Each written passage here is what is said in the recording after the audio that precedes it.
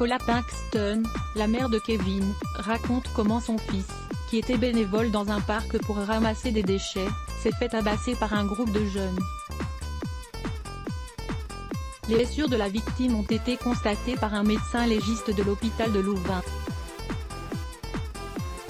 Paula explique que son enfant a été jeté par terre puis roué de coups, même au niveau du visage. Elle ajoute qu'il a perdu connaissance. C'est un patient épileptique grave. Il a maintenant une commotion cérébrale. Un de ses yeux ne s'ouvre plus.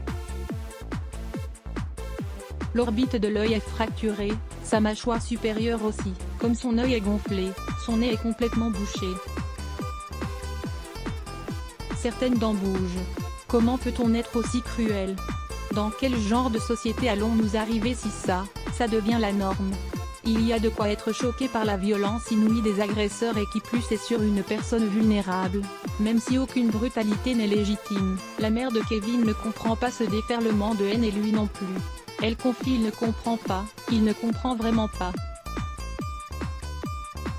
Il a pleuré toute la nuit. Il a constamment mal à la tête. Les antidouleurs ne sont pas assez efficaces. Il en a pourtant pris 6 ou 7.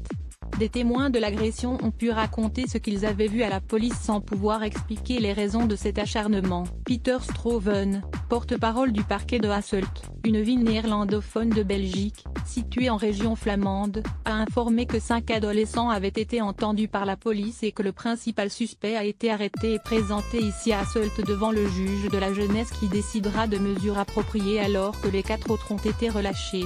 La mère de Kevin espère qu'ils seront sévèrement punis et elle questionne: dans quel genre de société allons-nous arriver si ça devient la norme?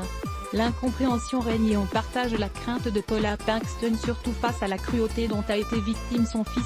Kaina Boudjidja voir aussi, ces stars qui ont souffert de violences conjugales à lire aussi les ce bloc ADS. Why?